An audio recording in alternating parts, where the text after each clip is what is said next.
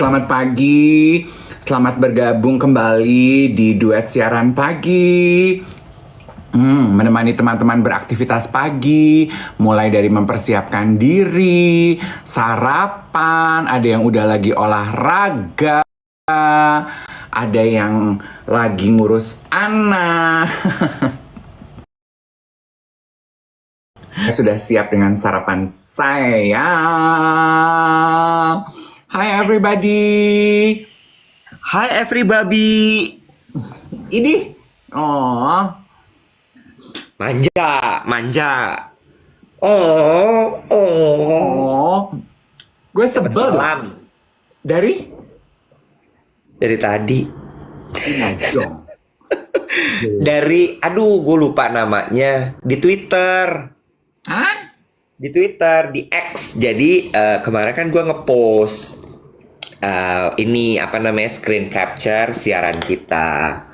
Terus dia bilang, aku selalu dengerin, tapi aku nggak punya TikTok, jadi aku nonton dari Ucup, dia bilang gitu. Ah, Terus, please convey my message to Dave. Katanya Dave itu sudah membukakan mata dia, lalu Dave sudah membukakan hati dia. Terus dia bilang katanya terima kasih banyak karena Dave itu pintar sekali. Terus gue kan nggak setuju ya, gue bilang sama dia kayak kamu salah. Kadang-kadang memang persepsi dan framing orang di sosial media itu jangan terlalu dipercaya gitu, gue bilang. enggak, pasti yang belakang lu tambahin. Iya. Nggak pintar beneran dia bilang.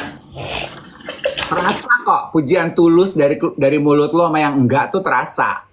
Penyanyi kali Tulus. Wow deh. Kenapa kesel? Jangan kesel-kesel pagi-pagi. Gue kesel karena beberapa hari ini batch ini tuh ya, alpukat gue tuh dari luar kayaknya udah matang-matang, udah hampir bonyok, sementara dalamnya masih mengkal. Bagus kan kayak gitu? Nggak bisa. Aku tuh sukanya yang jujur, dari luar bonyok, dalamnya udah bonyok. Bukan, ya Allah. Alpukat aja harus jujur, Gusti. Sementara hidup itu tidak hitam putih ya. Oh, alpukat doang. Lo tau apa ya? Gue tuh agak terkesimak gitu ya. Kemarin kan gue Terkesimak apa terkesima? terkesima. Terkesima.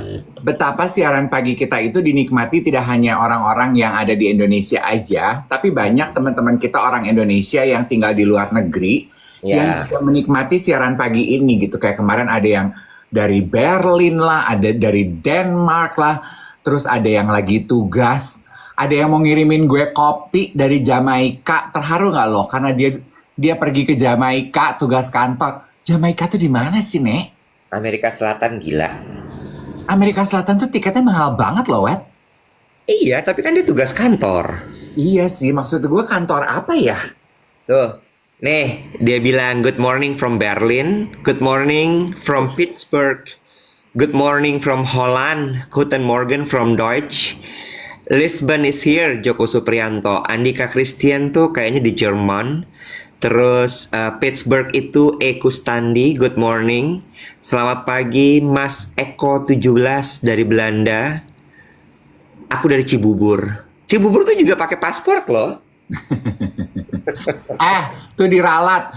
Jamaika tuh di Afrika. Jamaika di Afrika, Afrika Selatan. Tetap Ada yang dari Vietnam, Iwet. tuh, ya. Ni hao, enggak ya? Kalau Vietnam tuh apa? Nyapanya gimana kalau Vietnam? Ni hao tuh kan Mandarin ya dari Cina. Hmm. Nih, me versus me. Aku nonton dari Swedia. Negara-negara apa yang harus kita siapkan ketika musim hujan datang? Swedia payung sebelum hujan. Pinter banget. Kelas berapa kok udah pinter gini? Gue mau ngomongin soal Vietnam ya. Nah, Gue udah pernah bagi belum sih? belum dong. Gue tuh kan punya temen yang hipster kelas berat. Nah, Ya, ibarat kata family tree-nya Anton Wiryono itu beberapa step di bawahnya tuh teman gue. keren. Ya, Puyeng tuh pasti tuh. Oh, bukan Puyeng lagi yang Alex nih, Alex. yang lain ke kanan, dia ke kiri. Ke kirinya serong 43 derajat, nggak 45 ya, 43. Benar. Paham ya? Terus, Ibarat mall tuh kalau kalau Karen Delano tuh Macy's, Alex itu Bloomberg. Nah, ini temen gue yang namanya Bobo itu Colette. wih, Colette luar biasa. Gue seneng nih obrolan YTTA. Pasti abis ini nanya pada Colette apa kak, Colette apa kak, Colette apa kak. Ya. Kalau dikasih konteks dong. Konteks. Iya, diceritain Colette teh naon. Colette. Oh, Colette is a premium department store yang ada di Paris. Tapi sekarang dia udah tutup kalau gue nggak salah, Colette itu. Iya kan? Udah tutup. Udah tutup. Dia tuh kayaknya ide dasarnya Bright Spot tuh dari Colette deh ya. Colette tuh memang banyak menjual indie label sama brand-brand luxury yang memang kolaborasi sama orang-orang puyeng gitulah. Mungkin gampangnya yang masih ada tuh kayak Dover Street. Kayak Dover Street di London, betul. Dover Street Market, nah kayak gitu tuh. Dasarnya gue ya mulut sama otak tuh suka nggak nyambung. Tadi bukan Bloomberg maksudnya gue tuh. Iya. Bloomberg mah TV. Iya, Bloomberg mah Business Channel. Bener. Nah, Colette. Terus abis itu? Nah, terus namanya Bobo. Oke. Waktu pertama kali kita berbondong-bondong wisata ke Bangkok itu gara-gara Bobo. Bobo yang membuka jalur katanya, aduh Bangkok tuh murah, Bangkok tuh Bloomingdale, ya, nggak Alex tuh Bergdorf. Bergdorf. New York, Fifth Avenue. Oh, Puyeng juga kan, Puyeng tuh. Adanya di bangunan tua. Oh, ember, window display-nya harganya ratusan juta. Bener. Oh, mbak. Bangunannya apok. Tapi barangnya mahal. Ya kan, Bo? Bergdorf itu gedungnya apak, Bo, menurut gue. Memang, ya bangunan tua yang. Ya, terus abis itu lanjut. Terus ke Bangkok lah. Setelah kita berbondong-bondong jatuh cinta ke Bangkok, Bobo mencari tempat wisata lain dong namanya hipster ya. Iya. Terus tahun Vietnam. Dia menemukan Vietnam. Dan dia bilang, dalam 5 tahun ke depan, mark my words katanya, Vietnam itu akan menjadi salah satu tempat wisata berkembang. Jadi lu kalau mau jalan-jalan ke Vietnam, mumpung pergi sekarang sebelum dia semahal Bangkok. Oh, berangkat dong ke Vietnam. Gue belum, gue lagi tergoda aja gitu. Kayaknya manis nih ya pergi ke Vietnam ya. Iya, katanya Hanoi, Ho Chi Minh gitu tuh katanya Bobo. Coffee scene-nya buat teman-teman yang suka coffee scene-nya menarik. Ya, jajanannya enak. Iya. Makanan pinggir jalannya lezat. Dan Vietnam itu banyak yang bilang sebagai pusat destinasi wisata dengan jajanan sehat paling gampang. Iya. Dalat juga tuh Vietnam tuh. Murah. Udah gitu kalau lu pengen ngerasain winter di sana juga dapat dingin-dinginnya. Iya. Yang suka kota tua, yang suka mall itu juga ada. Iya, Dalat tuh Little Europe katanya. Oh gitu. Bangunannya bangunan tua Europe gitu. Yes, udah gitu taman-taman sinerinya juga bagus. Considerably cheaper dibandingkan destinasi tempat lain gitu ya. Iya. Dan fashionnya kan orang kita kan senang apa sih kalau pergi jalan-jalan kalau bukan belanja? Iya, gue enggak. Lo enggak ya? Gue nggak punya uang soalnya kan. Oh ya, lu beda ya. Terus? Fashionnya itu juga bagus banget. Kan waktu dulu pertama kali gue jatuh cinta sama Bangkok tuh kan karena belanja di sana bagus-bagus desainer lokalnya dan masih murah dibandingkan desainer di kita. Iya. They are beautifully made. Iya. Barang 500 1 juta tuh beautifully made gitu. Iya. Nah, Vietnam itu juga begitu, Wet. Gue dikasih lihat beberapa sama Bobo gitu ya, brand-brand Vietnam, lokal Vietnam. Aduh, keren-keren, fabriknya bagus, beautifully made. Dan lu cek deh ya di online. Just Tip Vietnam di Jakarta tuh udah mulai banyak. Oh iya? Yang gue tahu juga nyari Birkin gampang di Vietnam. Nah, Banyak tuh yang dapetnya pada di Vietnam. nah. Mungkin Anianinya belum banyak kali, Kak. Dia Jadi negara belum banyak komunis. yang berebut Birkin. Iya, kalau nggak salah dia negara komunis kan ya? Gue nggak tahu. Sekarang kayaknya udah enggak deh. Apa masih? Gue nggak tahu tuh. Udah gitu, Vietnam termasuk, di Vietnam banyak banyak pabrik baju, betul. Oh benar. Iya. Benar. Pabrik baju, pabrik sepatu karena labornya murah di sana. Yes, sosialis, negara sosialis. Ada yang nanya Mark Luxury, tapi ori nggak itu Mas Iwet Birkinnya? Ya belinya di toko dong. Iya. Di toko Hermesnya. Yes. Iya. Udah gitu ya, sosialis ya. Mereka tuh negara sosialis. Di sana kemana-mana naik motor, naik ojek. Oh iya benar. Jadi public transportation itu masih Relatively.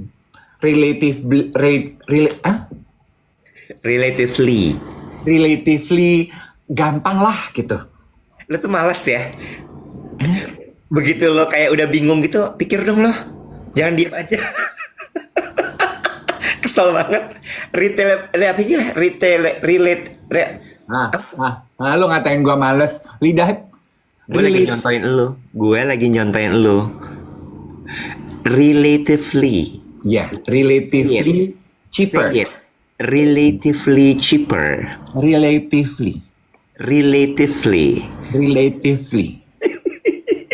Lo bang bego lo bener lo. Disuruh aja mau. Pin bolu tuh.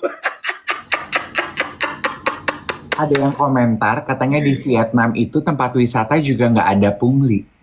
Oh iya. Seru ya. Besok deh ikut ke Vietnam. Ada tadi juga yang komentar minggu depan akan berangkat ke Vietnam mau operasi hidung. Takut ah. Dan wisata surgery di sana juga lagi booming. Vietnam itu pakai visa nggak? Oh enggak ya, karena kan dia negara ASEAN.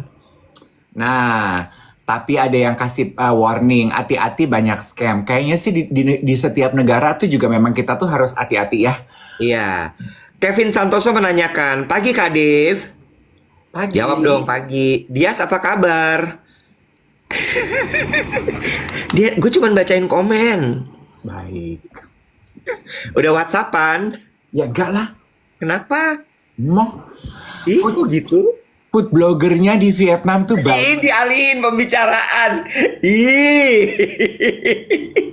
Tetapi katanya Vietnam itu masih susah bahasa Inggris. Mungkin kayak Bangkok awal-awal ya. Korea kan juga, Jepang juga nggak bisa bahasa Inggris. Betul. Iya. Tapi bener apa kata kamu tadi, ada yang komentar size bajunya tuh kecil-kecil. Dulu Iya. gue inget ya waktu pertama kali gue ke Korea, gue tuh lagi langsing-langsing ya. Berat badan gue itu 69. Gue tuh pakai L. Kalau sekarang kan sizingnya Korea kayaknya udah lebih gedean ya. Iya. Ini ada yang ngayal nih. Will Sam, aku ketemu Yogi di apartemenku. Dia stay di lantai 53. Salah. Setahu aku sih Yogi nggak tinggal di bangunan setinggi itu. Yogi ada di mana kalau gitu lantai 53?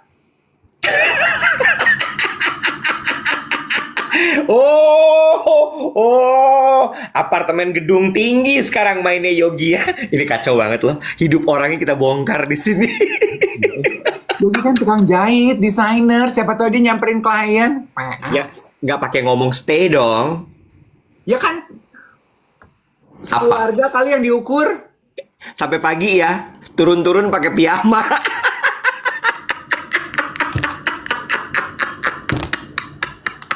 Gue bisa bayangin tuh Yogi masuk lift. Judes pasti mukanya kan. Dia kan nggak ada senyum ya. Anaknya tuh nggak pakai senyum gitu kan. Ini Yogi bete banget pasti. Monyet lo semua. Kalau ketemu Yogi disapa dong, hai Yogi gitu. Aku tuh penontonnya duet gitu. Siaran TikTok pertama di Indonesia. Kok gue tuh bingung ya, kenapa semua orang tuh lebih seneng kayaknya menyapa lo, ngirimin lo oleh-oleh dari Jamaika. Kenapa nggak ada yang terus Teman-teman lo tuh semua disapa sama penonton-penonton ini. Temen gue nggak ada yang disapa. Karena temen lo itu kastanya nyata-nyata berbeda, intimidating mungkin teman-teman lo. Enggak, mereka nggak intimidating. Ya lu kebayang aja misalnya lu satu lift sama Dian Sastro, mau gitu lu nyapa dia kalau lu bukan siapa-siapa. Ya enggak lah. Kenapa? Ya takut kali, takut dicuekin. Ya udah, oke, fine. Tunggu, nih gue mau meralat. Yang tadi bilang ketemu Yogi, Yogi apa Yoshi? Yosi siapa? Sudarso. Ya masa Yoshinoya? Bener juga. Gue punya pemikiran soal Yosi Sudarso, tapi gue nggak mau bahas di sini. Nanti aja kalau kita ketemu.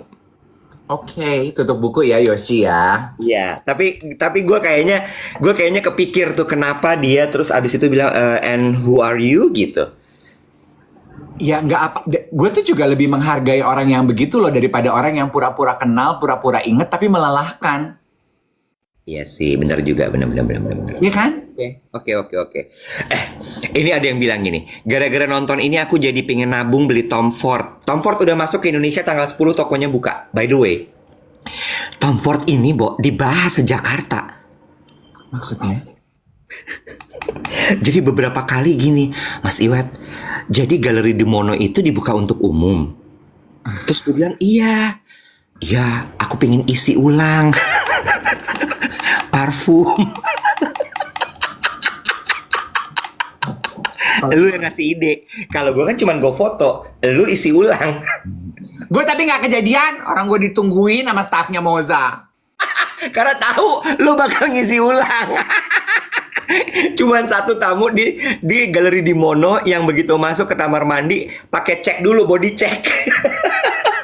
Bawa botol apa enggak? Kalau dipikir-pikir ya, kan sekarang itu orang pada menggunakan istilah S3 marketing gitu ya. Betul. Yang selebriti sok posting foto kawinan, ternyata nggak kawinan, ternyata promo perhiasan gitu-gitu. Yang kita lakukan di siaran pagi gitu ya, dengan cerita Tom Ford lah di Galeri De Mono, gue ngomel-ngomel nggak diundang ke LV, gue cerita diundang ke sini ke situ, itu tuh apa kalau bukan S3 marketing? D3 kali ya? D3 lu masih belum sampai S3. Masih D3 ya? Masih D3. Tapi gue mulai ini kayaknya mulai minggu depan deh. Mulai minggu depan kita nggak boleh nyebut brand deh. Kalau mau nyebut brand harus harus bayar deh. Terbukti efektif soalnya. Tuh kata Taufik Effendi, Gini. D3 marketing, Terminal 3. Panas. Lah, emang iya kan, tapi Iya. Gue punya pengalaman lucu mengenai Vietnam. Boleh gue ceritain nggak? nggak besok aja. Gue hari ini mau ngeselin. Tema gue hari ini tema besarnya ngeselin. Boleh. Buru. Bener, tadi kan ada yang bilang nih, tapi Vietnam tuh bahasa Inggrisnya masih kurang. Betul. Ini sekaligus colekan ya. Kalau kita sebagai negara Indonesia pengen menjadi destinasi wisata, yuk kita rame-rame memoles kemampuan bahasa Inggris kita. Karena buktinya kita aja pergi ke destinasi wisata, kalau bahasa Inggris rakyatnya belum terlalu cakep dan suka miscommunication, kita suka males kan? Betul. Contoh, gue tuh pernah nge-MC di Halong Bay. Halong Bay itu kan destinasi wisata di Vietnam juga ya? Betul. It was back in the days saat Edric baru mulai karirnya dia keluar extravaganza. Dia masih baca berita, jadi pembaca berita yang dandan gitu-gitu loh. Ya, alisnya pakai selotip. Iya, gue nge-MC, Edric is one of the performer. Di Halong Bay, itu salah satu hotel yang bintang 5 di Halong Bay. Ya. Gue mau tidur nih setelah nyampe beraktivitas, ikut tour segala rupa. Gue mau tidur, kamar gue bantalnya tuh nimpes sweat. Iya. Gue nggak bisa tidur. Terus kata Mbak Wati, telepon aja sih, minta. Ya udah, gue telepon nih ya. Jam 9 malam. Gue telepon, excuse me, I am from room number bla bla bla. Can I have an extra pillow? Hah? Below? Gue gini, yes, pillow, to sleep. Yeah, below. Yes, pillow to sleep. To sleep. Ya, Iya. below. Iya. Oke, thank you. Iya. Setengah jam. Ding dong. Setengah jam kemudian. 1 jam kemudian. Oh, nggak datang-datang. 1,5 jam kemudian. Oh, nggak datang-datang. Udah 10:30 nih. Udah mulai ngantuk dong. Udah mulai cranky dong. Ting dong. Nyampe bantal gue. Buka dong pintu. Cekrek. My pillow. Below. Apa? Menurut lo apa yang dikasih ke gue? Teh. Coca-Cola. Kok Bilo? Bingung gak lo? Kok Bilo? Below. Oh, Coca-Cola Zero. Dia dengernya, oh Zero. Zero berarti Coke Zero. Segini gak lo? Gak bisa bahasa Inggris. Gue tidur pakai Coca-Cola, Cin. Benar. Ditaruh di sini. Gimana tuh? Gue gini, aduh mau marah tapi gue ngakak. Orangnya kayaknya mukanya tulus banget gitu ya. Benar. Besokannya gue datang karena kita di situ 3 malam. Gue bawa bantal gue ke resepsionis. This another one. Send to my room. Philo. Oke deh, Nek. Pilo akhirnya. Philo. Datang tuh bantal. Malamnya datang. Alhamdulillah. Nggak apa-apa. Yang penting kan datang. Tapi masih ingat. Semua akan indah pada waktunya. Bolsoy.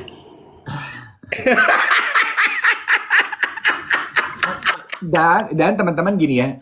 Waktu itu tuh belum ada Google Translate, my love. Iya. Lu kebayang betapa susahnya kita hidup pre-digital itu. Nggak ada Google Translate, nggak bisa ngomong, terus dia ngomong gitu, aplikasi nggak bisa, yang. Sekarang juga nggak perlu pakai Google Translate, pakai aja Samsung AI. Samsung AI itu udah built-in di dalam teleponnya. Lo tinggal ngomong, dia nanti akan ngomong langsung. Bahkan kalau lo teleponan, itu bisa pakai fitur AI, dia langsung tertranslasi.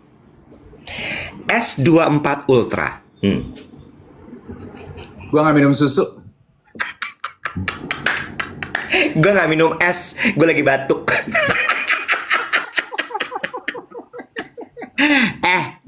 Ada yang nanya, Samsul, Kak Dev tumben lehernya clean, kalungnya kemana? Udah dibalikin sayang, kemarin pinjeman.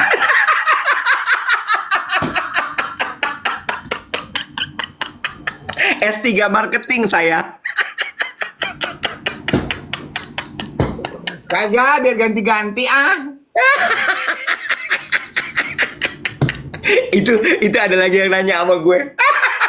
Perkara kalung tuh ya, orang tuh kalau ke gue nanyanya konfirmasi, sebel banget gue. Tapi tetap objeknya lo. Itu kalungnya Dave asli, Nek. Beli dia. Gue bilang, iya. Kenapa emangnya? Mahal loh itu diamond serentet begitu. Dia uangnya banyak, gue bilang gitu. Kayak kalau temen gue kebendaan ya. Iya. Kesuksesan orang itu dihitung dari benda, ya. Iya, itu gue lagi. Kenapa ya? Kalau orang tuh kalau ke Dave tuh ngajak foto ya, ngirimin kopi dari Jamaika. Kalau ke gue tuh konfirmasi semua sifatnya. Nah, gue mau nanya ini. Ini buat teman-teman yang nonton 2,6. Tadi karena terlontar dari mulut lo. Buat temen lo, tanda sukses itu kebendaan. Ya. Nah, tanda sukses buat lo tuh apa? For your own personal experience. Menurut lo sudah mencapai kesuksesan ketika titik. Ketika gue sudah menjadi orang yang bebas menentukan hidup gue. Maksudnya? Maksudnya, satu, gue nggak terikat sama jadwal dan waktu. Gue bisa atur. Kalau gue nggak mau ya gue nggak pergi. Kalau gue mau ya gue datang. Kalau nggak ya udah. Sukses itu juga bebas nih ya. Sukses itu bebas buat gue. Bebas menentukan waktu. Bebas dari hutang-hutang. Itu sukses. Bebas ketika gue mau pergi kemanapun gue bisa pergi. Ketika gue mau makan apapun gue bisa makan. Itu sukses. Sukses itu ketika gue mau tidur siang gue bisa. Kapanpun gue mau. Itu sukses. Sukses itu gue gak terikat sama orang. Gue gak peduli Selalu. Itu sukses buat gue. Oke. berjalan di atas kaki sendiri dengan keinginan sendiri. Itu sukses. Ih, bagus tuh. Sukses buat gue adalah berjalan di atas kaki sendiri dengan keinginan sendiri. Karena kalau berjalan di atas kaki orang tanpa keinginan yang punya kaki, lo namanya tuyul ya. Ojek gendong. Digeloyotin. Mesti melukat. Ketempelan. Ya. Tapi bener nggak? Bener. Lu hidup bebas gitu.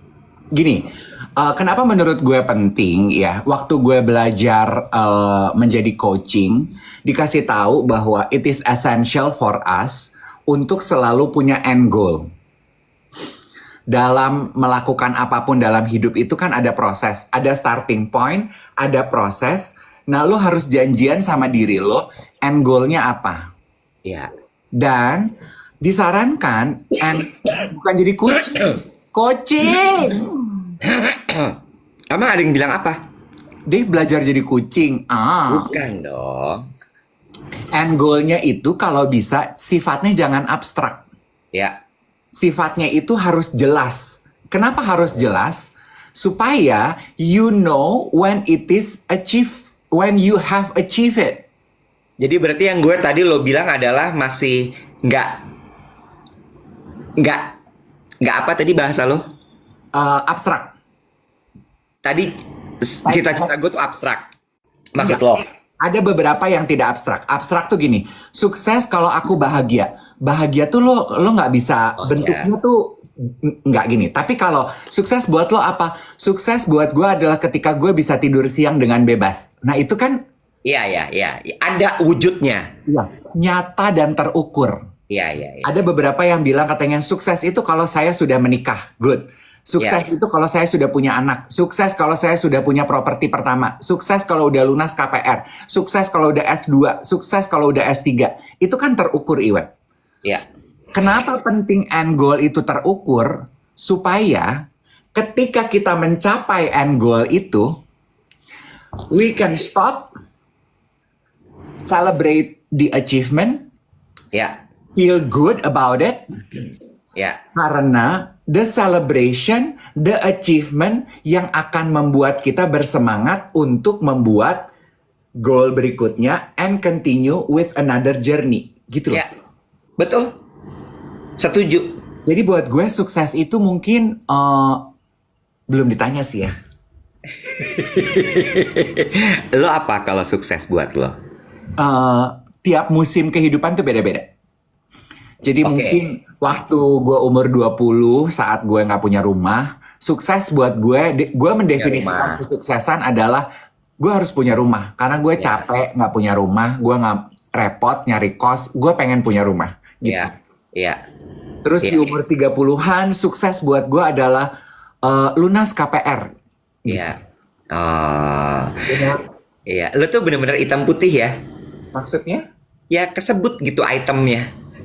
Iya, karena Kalau gue tuh selalu konsep gitu mainnya. Karena menurut gue bebas tadi itu adalah kalau misalnya memang gue ngerasa bahwa aduh gue capek nih jalan melulu, gue pengen punya mobil, ya gue bebas bisa beli mobil. Ya kan? Aduh gue capek nih kerja mulu ngikutin jadwal yang rapatnya kayak padatnya kayak bacang pandor gitu misalnya ya. Bacang pandor kan padat banget ya. Ya sukses buat gue adalah ketika gue bebas gitu. Oh gue gak mau ikut meeting yang ini. Lu aja gue enggak gitu. Itu sukses buat gue. Oke.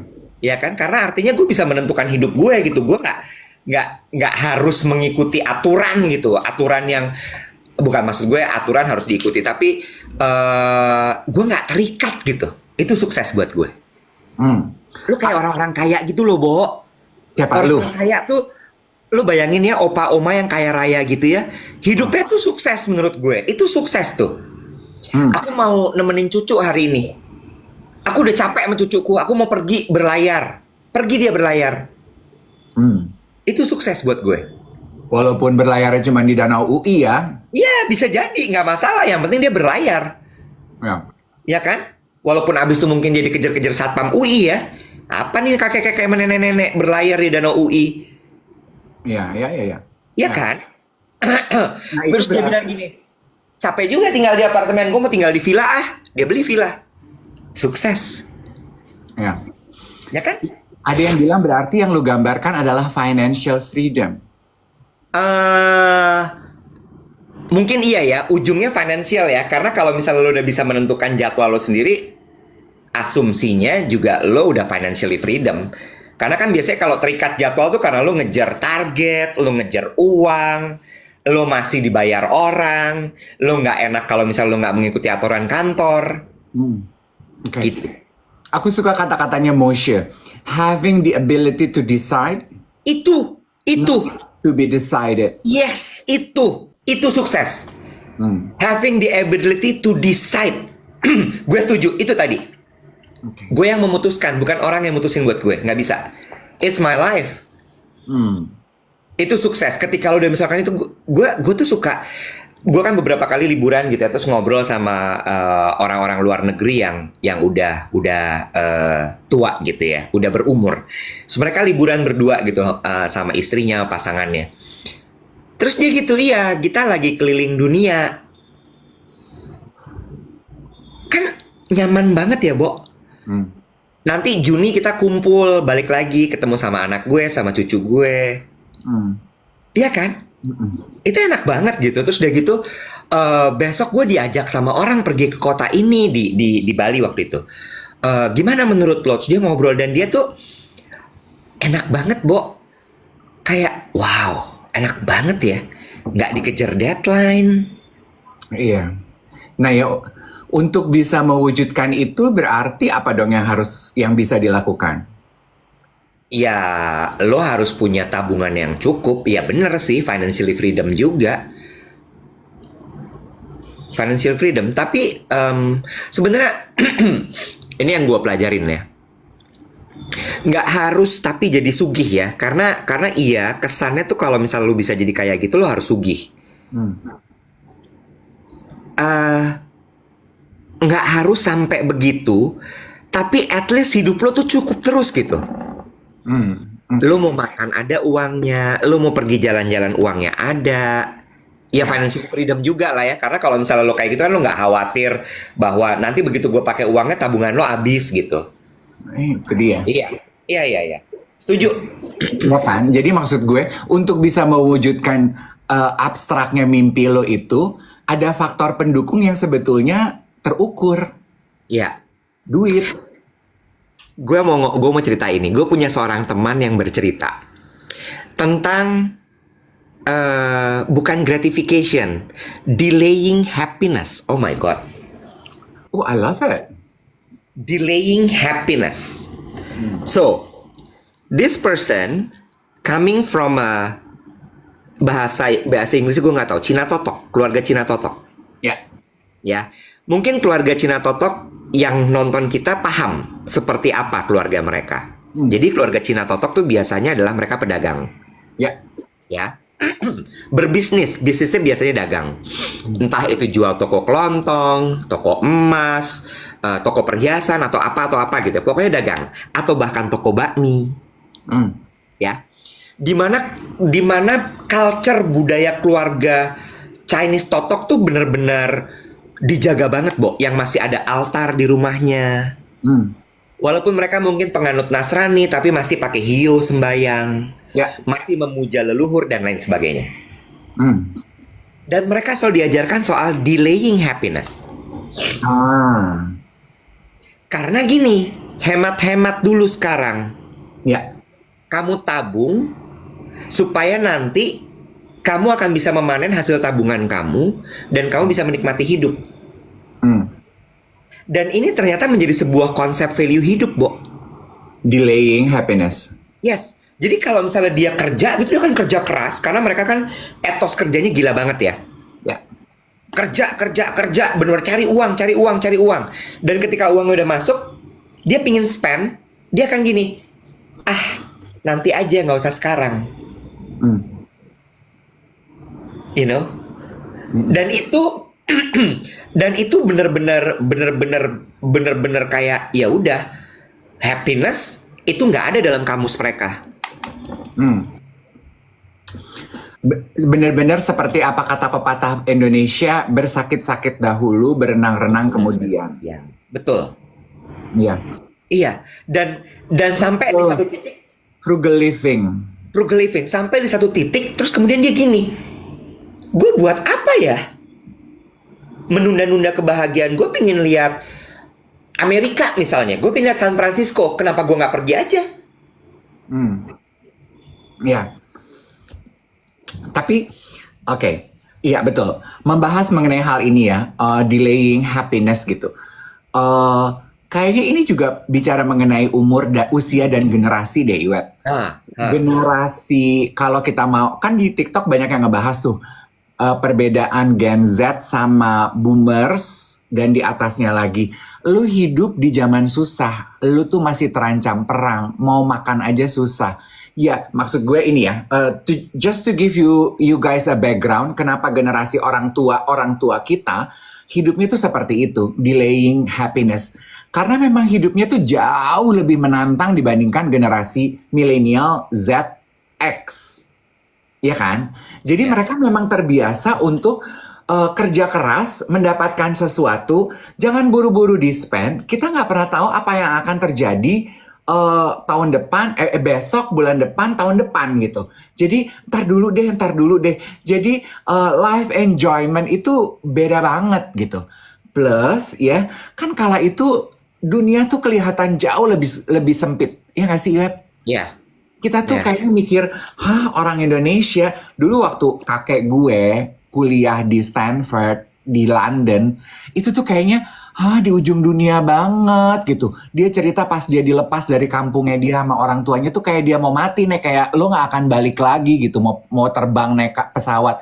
Padahal timbang di London doang, Beb, gitu ya. Iya. Timbang di London, kalau anak sekarang gini, timbang di London doang kali, nggak metong ini gitu. Ya. Kayak ada orang yang mati ya, pas lagi di airport ya. Iya gitu, satu kampung gitu datang bikin kebaktian 7 hari 7 malam gitu. Karena dia mau sekolah di London, timbang di London gitu. Nah, tapi itu kalau sekarang kan dunia kelihatan jauh lebih sempit dan lebih kecil. Benar nggak sih? Iya. Lu pesan barang di Jakarta, dikirim dari Paris. Ya Allah, as long as you know the means, bisa nyampe. Iya. Iya kan? Iya.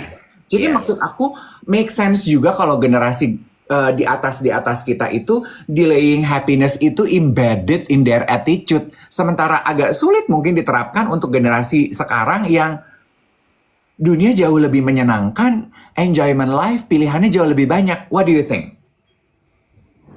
Setuju. Cuma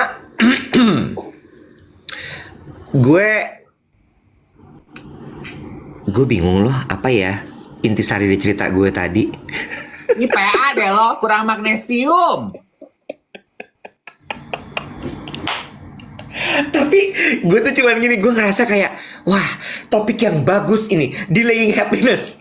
Terus pagi ini begitu gue throw out the stories, gue gini, apa ya? Oke, gue punya pertanyaan buat lo. Dedi bilang Ini sinaps otak gue nggak bisa bekerja. belum sarapannya. Lu kurang niacinamide deh. Niacinamide hadir lagi. Pokoknya pinter aja kata-katanya. Enggak. Tapi tunggu. Kata Dedi nggak gitu juga sih gitu. Gimana dong? Gimana pendapat lo? Nah, Dedi siapa nih? Dedi Effendi berkomentar. Nah, Dedi yang suka kuliner, yang suka makan-makan. betul. Yang suka makan di restoran-restoran. Betul. Oh, Dedi, ya. Gue punya pertanyaan untuk temen lo. Berarti kapan WhatsApp lagi? Lu kepo banget sih dengan urusan kehidupannya Dedi. Ya sekedar mengingatkan, kali aja Dedi lupa. Gue benci sekali loh kata-kata sekedar mengingatkan itu. Itu tuh kepo cuci tangan ala netizen Indonesia. Lo hari ini marah-marah aja. Lu gaslighting, gue gak marah-marah. Gue dikata gaslighting. Padahal itu sekedar sesimpel fitnah aja. Tapi gue mikir gini loh, bahwa sungguh berbeda ya pendidikan orang tua sama pendidikan kita zaman sekarang gitu. Hmm. Iya kan? Terus sebenarnya tapi nggak ada salahnya dengan delaying happiness itu. Iya kan? Asalkan memang benar-benar lo melakukannya dengan ikhlas. Oke. Iya. Iya kan? Karena maksud gue gini loh, orang tua kita itu adalah generasi, lo nonton itu deh kayak, tapi nanti itu apa namanya, spoiler. Kadang-kadang tuh kita suka nggak tahu, Bo, apa yang disimpan sama orang tua kita. Iya, kayak di film. Iya kan? How to make million when grandma dies gitu, lo nggak pernah tahu gitu, lo cuma ngukur kayak gila ya, susah banget nih hidup gue, rumah bocor, atap ambrol, apa-apa segala macam, tiba-tiba begitu mereka nggak ada, jreng, lo ditinggalin sesuatu yang wow, Iya. right? Ya. Sementara kalau kita tuh dengan kehidupan kita yang sangat modern, kita merasa bahwa dunia ini kecil, kita ingin merengkuh dunia. Coba cek nanti di akhir hidup kita, apa yang lo punya.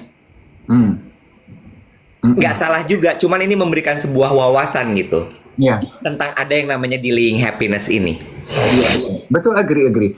Gue punya pertanyaan, apakah temen lo, berarti yang I assume temen lo itu seumuran lo, dia masih melakukan itu? Oh, di atas lo? Di atas gue.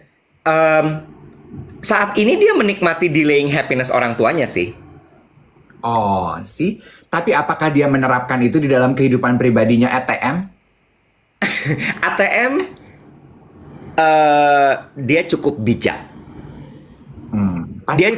Dia cukup bijak, bener. Jadi gini, yang gue lihat ya, dia itu super wealthy, Bo. Super wealthy, tapi karena masih terbawa tuh value delaying happiness-nya itu, jadi nggak ambur-amburan gitu loh, nggak aur-auran. Jadi lebih mindful dia dia spending uangnya. Kayak misalnya gini ya, untuk ukuran sedia, menurut gue dia terbang pakai business class kemana-mana bisa. Tapi dia pikir kayak, enggak gue pakai economic class aja. Tapi dia tetap bisa ngelihat ujung dunia. Terus dia lebih yang bisa menentukan gitu ya. Misalnya, gue nggak akan pergi tuh nonton lihat aurora borealis. Karena that's not what I like. Gue lebih suka, misalnya ngelihat kebudayaan Mesopotamia misalnya. Ya, yang jadi gue lebih kayak gini, ya. Terus makan gitu ya, makan. Dia nggak yang harus restoran mahal. Kan kadang-kadang kalau uangnya banyak, orang tuh yang gue nggak mau makan di pinggir jalan lagi, Nek. Right? Ya, dia tuh bisa gitu yang menghargai makanan-makanan yang sangat sederhana. Tapi juga ketika diajak makan makanan mahal juga dia bisa. Tapi lu tau gak sih, nggak hambur gitu loh, nggak yang membabi buta. Nggak.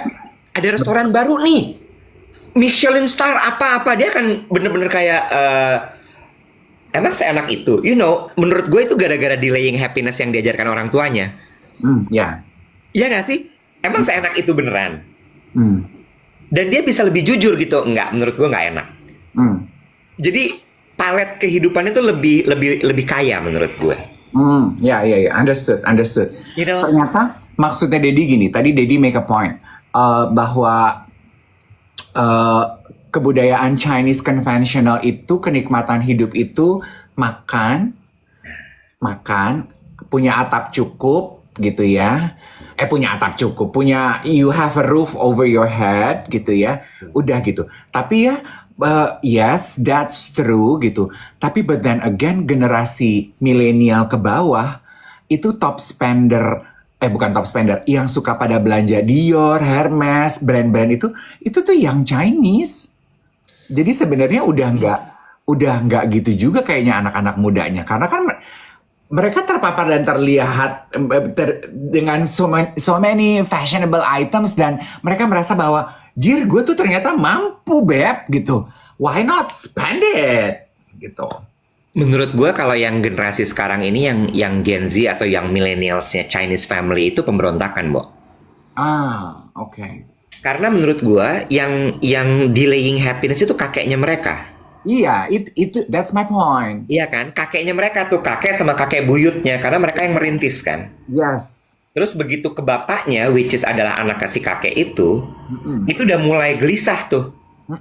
Gila ya, pelit banget bapak ibu gue, kacau nih. Gue nggak mau lagi pokoknya anak gue ngerasain kesusahan yang gue alamin.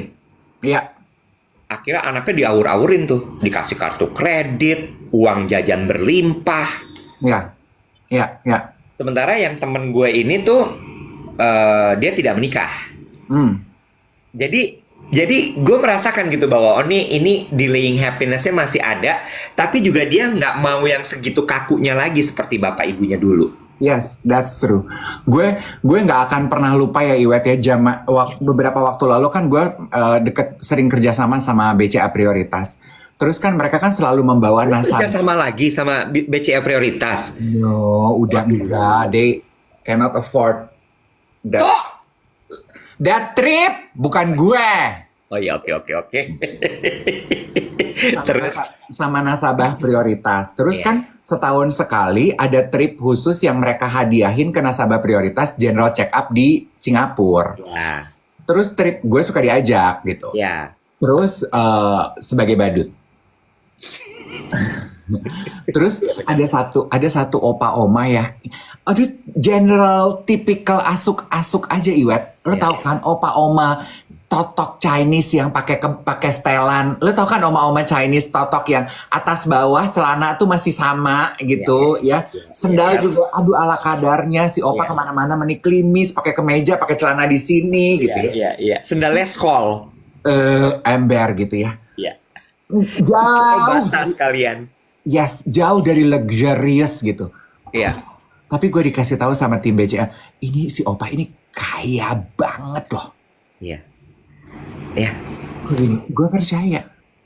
Tapi di Singapura itu kemana-mana omanya, Bo, kantong kresek yang dibawa, Nek. Iya.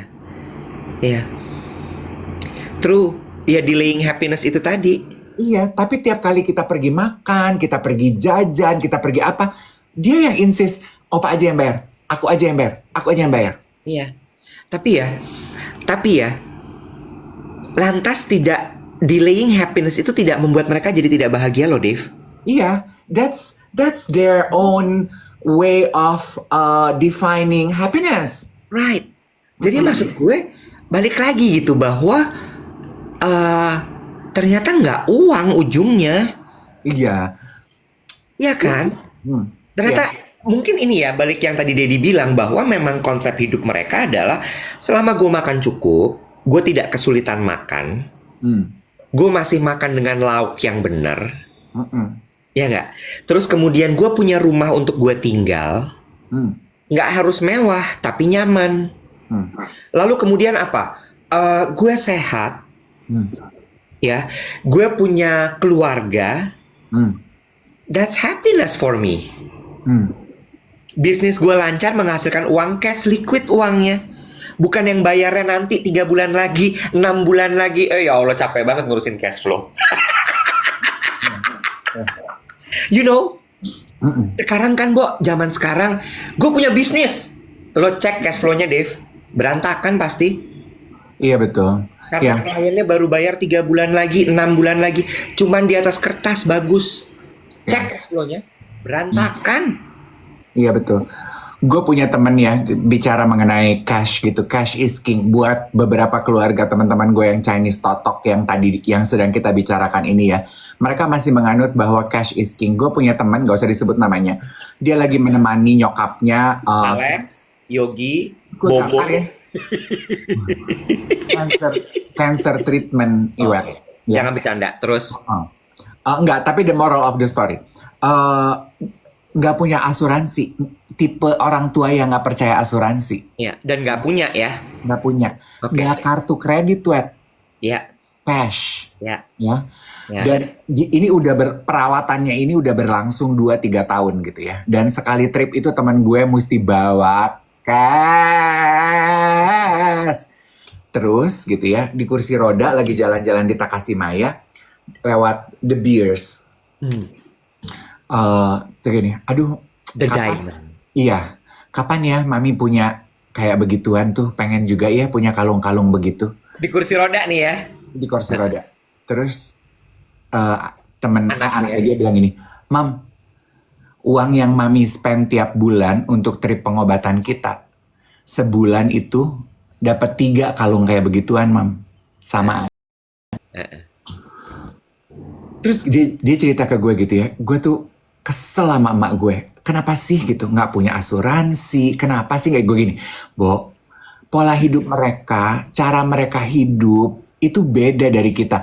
Inti cerita teman gue adalah dia tuh mentalnya masih mental susah gitu. Dia nggak berpikir bahwa she can afford punya The Beers gitu. Sementara biaya pengobatannya tiap bulan itu 4 kali lu beli The Beers gitu. Iya. Jadi Iya. semasa hidupnya dia cuma ngeliatin The Beast, aduh kapan gue punya itu ya, kapan gue punya itu. Padahal you have tons of money to buy it. Ya. Karena ya itu tadi ya, mentalnya mungkin selalu di kepalanya adalah simpen uangnya, simpen uangnya, simpen uangnya, nggak cukup, nggak cukup, nggak cukup, terus aja begitu. Iya betul. What I learn is, kan lu suka lihat ya meme sama quote gitu yang bilang, you are the creator of your own life. Lu tuh sutradara and the creator of your own life. Memang kayak contoh yang kita bicarakan hari ini. Lo yang mendefinisi bahagia buat lo itu apa? Sukses buat lo tuh apa? Kalau sukses buat lo nggak punya utang, nggak punya kartu kredit, yes, be it. Cash is king, be it. Lo sukses, bahagia buat lo bisa menikmati frugal living, ya be it. Lo tipe orang yang splurge gitu, menikmati ini itu, ya silahkan gitu. It's your own life. One thing, hargai aja bahwa manusia itu berbeda-beda. True. Ya nggak sih, Nek? Setuju. Cuma dari cerita ini ya, lo kemudian akan jadi belajar untuk, dengan cerita ini kan kita jadi belajar ya. Oh ya, ada nih delaying happiness. Efeknya kalau lo delaying happiness apa? Maka lo punya liquid cash. Karena kan lo nabung, lo tahan pengeluaran lo tidak berbelanja dan sebagainya. Artinya cash lo liquid. Ada juga orang yang memang ya instant happiness. Gue mau pergi kemana, gue pergi sekarang. Gue mau beli apa yang gue suka, gue beli. Hidup itu YOLO. Sekarang ya sekarang. Besok Tuhan akan kasih lagi buat gue. Right? That's YOLO kan? Teman-teman di sini nih, 2.700 orang, 2.800 orang, dan termasuk lo, akan memilih hidup yang mana? Gue. Ya.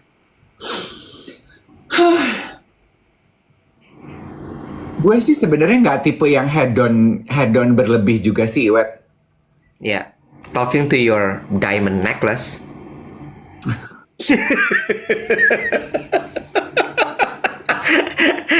And your gold bracelet yang nggak bisa dicopot itu harus pakai obeng nyopotnya. Go ahead. Lihat, masihkah dia terpajang? Lagi kursus dia. Lagi belajar nyetir. Kursus ya. Dia lagi bimbel ya, Kak. Dia lagi... mau UMPTN ya, Kak. Lagi mesti ujian. Lagi bimbel dia.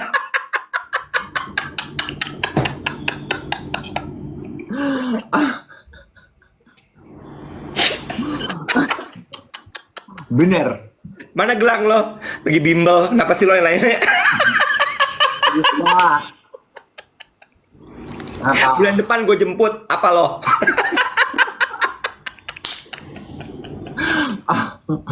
Oke, lanjut.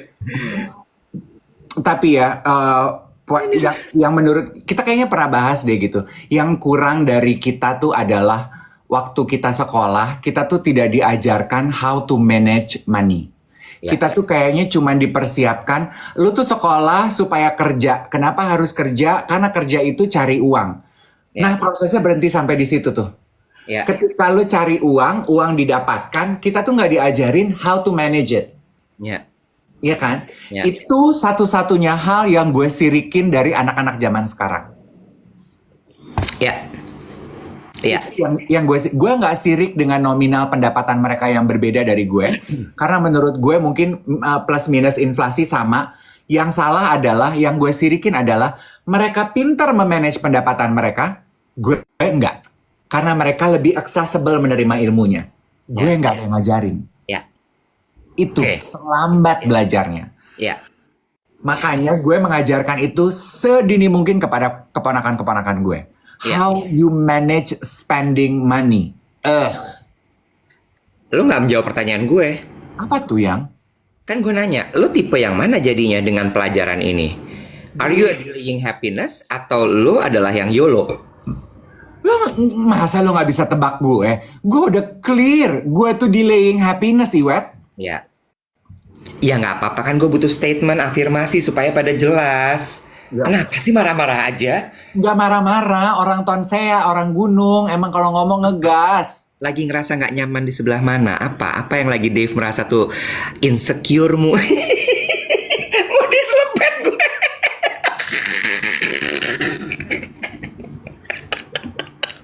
Tapi gue, oh lo belum nanya ya? Ya udah gue cerita aja nggak apa-apa.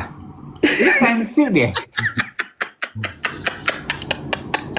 Mahasiswa baru. Kalau gue udah pernah mengalami yang YOLO living. Lo tahu momen itu, ya, ya. Dan gue lagi mencoba belajar untuk delaying happiness sekarang. Oh iya. Ya, karena apalagi pelajaran waktu pandemi kemarin ya, Bo. It's crazy. Ya. It's crazy. I mean, rata semua orang susah. Dan lu betul-betul nggak bisa minta bantuan orang lain karena orang lain juga susah.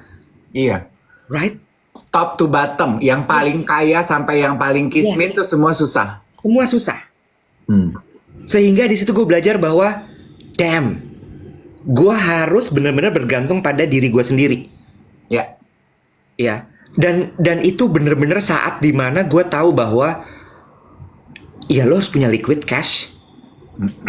Nggak bisa lagi tuh aset gue, fuck aset. Tapi bener nggak? Iya. Iya kan? Terus dari situ gue gini, iya sih, ini nggak bisa main-main lagi sih. Iya, kayaknya pandemi itu pelajaran terbesar buat kita semua adalah, oh, ini toh maksudnya dana darurat. Gue pikir darurat tuh kalau lagi midnight sale, Beb. Itu darurat, Beb. Oh, gini rasanya kalau nggak punya cash. Gue inget ya, kan memang kadang kalau tidak di depan mata kita nggak paham gitu ya. Iya. Gue waktu pandemi tuh gue berkenalan dengan itu tuh gila mimpi buruk gue.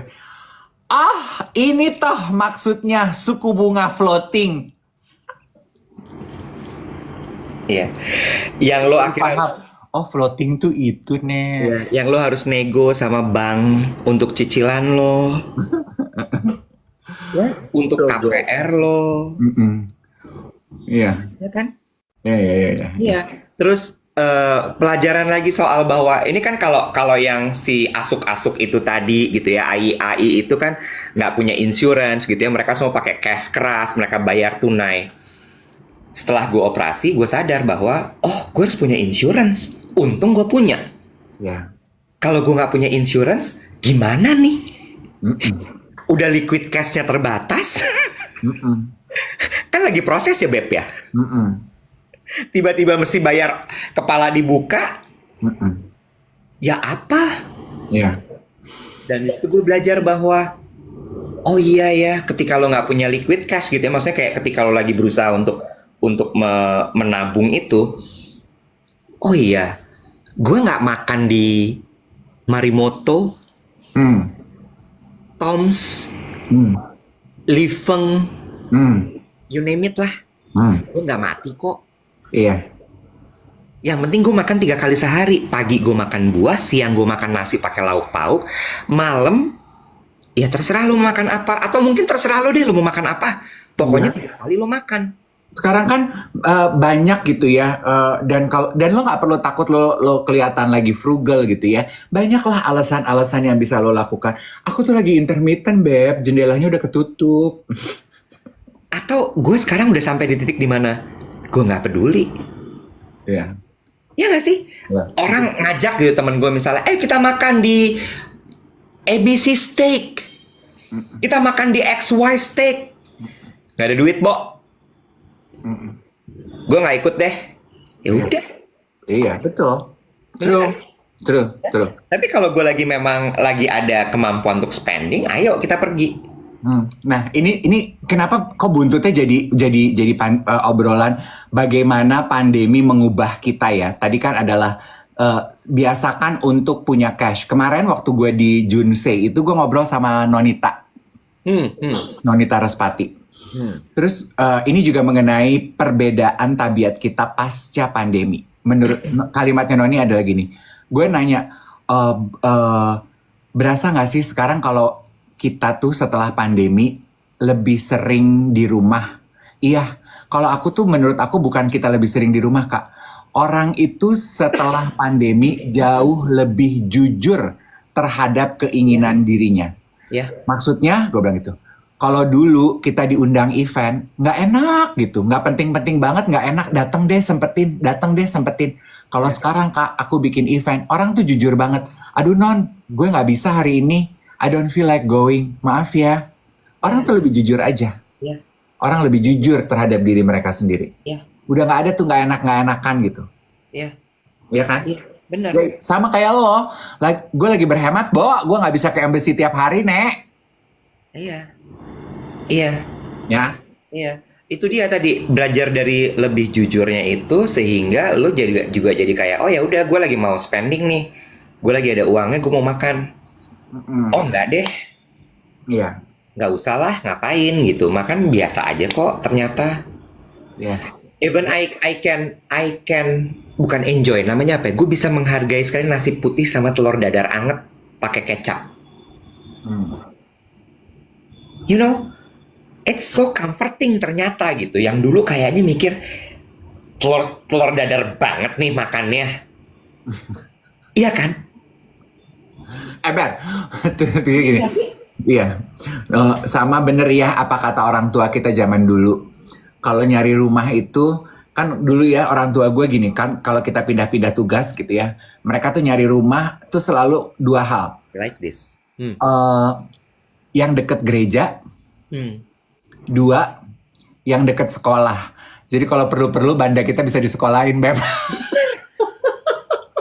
Exactly. Iya kan? Iya. Ini Andris bagus deh, Andris Aditra. Indulge is finding happiness on simple thing. Gue baru tahu artinya indulge itu. Gue pikir tadinya indulge tuh bener-bener yang kayak, wah, living life to the fullest. Yes. Itu sebabnya ya, kemarin gue sempat ngobrol sama teman-teman gue yang kerja di international brand. Kan mereka, ya kan reportnya udah pada beredar kemana-mana. Declining, Bo, penurunannya. Karena di masa kayak gini, even the richest of the rich, tarik rem untuk belanja banda begituan. Oh well. Gitu ya teman-teman ya. So delaying happiness is not that bad. But you just need to know when you have to splurge also gitu. Balance aja. Terima kasih untuk sesi hari ini. Ini hari Rebo, berarti ke Kamis, besok lu yoga. Ya. 7.15 besok ya, gengs. Oke, gengs. Have a beautiful Wednesday, everybody. Bye-bye. Blessings, everyone. Dah.